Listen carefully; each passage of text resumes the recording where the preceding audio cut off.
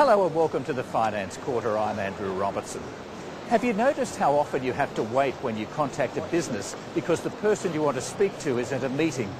In fact, many business people spend most of their days racing from meeting to meeting, and for some it can take up to 80% of their time.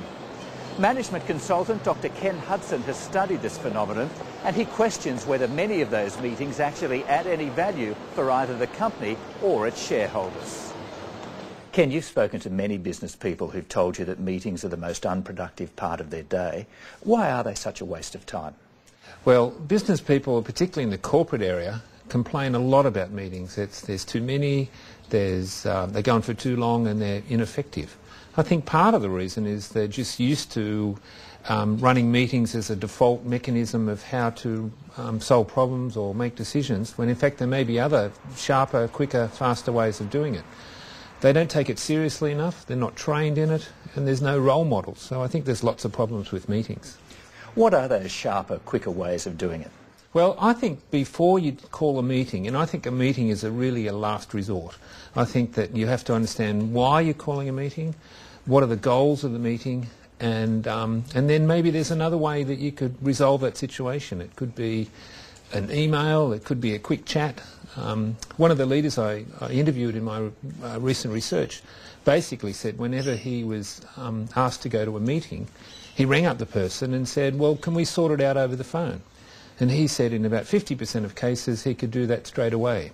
So I think if you're going to get a lot of people together, and they're expensive and it takes a lot of time, you have to have a really crystal clear purpose why you're doing it and what you're trying to achieve. Well, there'll be a lot of business people watching this who'll be thinking, I have to talk to my staff and colleagues, I can't do all my business over the phone. So if you do decide that you need to call a meeting, what are the criteria you should be going through? Yeah, excellent question. I think the crystal clear, or the very first thing you should do, is to decide why you're having it. So if you, and the three things for me are why you're having it, what you're trying to achieve, what flows from that is who we therefore should invite, and how you're going to run the meeting. And it seems to me that a lot of people, a lot of organisations that I talk to, they don't do those four things. So people are not sure why they're at the meeting, they're not prepared properly for the meeting, they get frustrated because the meeting goes on too long and doesn't meet the objectives. But sometimes you just have to have a meeting because meetings is still really important. I mean, we're social animals, we need to meet and collaborate and interact, but we also need to meet the goals of the meeting. So meetings are very important. I don't think, strangely enough, although they're the last resort, most leaders don't take them seriously enough. Why do you say that? Well, I think we've been brought up with this idea that meetings are somehow an interruption to work, whereas increasingly in a sort of team-based, collaborative, democratised workforce, meetings actually, strangely enough, are going to be even more popular than less. So I think we've been brought up with this idea, one, it's an interruption, and two, somehow that it's just easy to run a meeting. When in fact, I think actually running a good meeting, planning a good meeting, getting the most out of a meeting is a key leadership skill.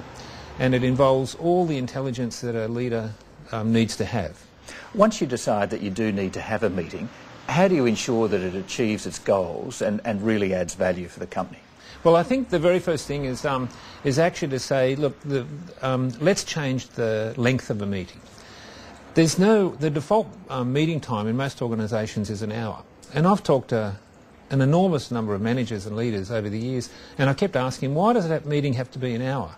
And no one actually really can tell me it. I suspect the real reason is because of Microsoft Outlook, that it's set for an hour. So now we have a tool telling us how long a meeting should be. So one of the things we're doing with one organisation, for example, is reducing their meeting times from an hour to 45 minutes. You can save 25% of your time and you can get as much done. Is it fair to say that one of the central tenets of your argument is that meetings are like any endeavour in life, and if you want to get the most out of them, you've got to put in the hard work and the preparation beforehand? Absolutely. I mean, the great irony for me is that managers and leaders are always saying to themselves, look, we're time poor, we're under pressure and pressure to do more and more with less and less, and yet the very thing that occupies 70-80% of the time meetings is the one thing they don't actually want to invest in. And I just don't understand that. I just think it's crazy. The very first thing, if I was running an organisation, would be to train our leaders and managers into becoming effective planners and being able to run meetings, and I think they have to be world class at this. The other thing too is why run meetings if you don't want to be world class? You know, leaders want to be world class in customer service and customer satisfaction and their products, but somehow want to be ordinary in running meetings. Well, finally, there is one meeting that you do advocate, and that's a 10 to 15 minute so-called huddle at the beginning of every day. Why do you think that's important?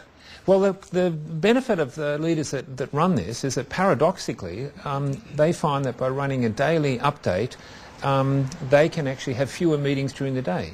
It's more proactive, they can solve problems before things come up, it gets the team together, you can have a key message for the day, and anyone that wants to run a meeting, sometimes by just having that short sort of kind of speed meeting, if you like, saves them from having a longer meeting later on. So I think it's actually, if you're in a fast-paced world, you've actually got to run fast-paced meetings, and a daily kind of scrum, if you like, daily meeting is a really good way to go.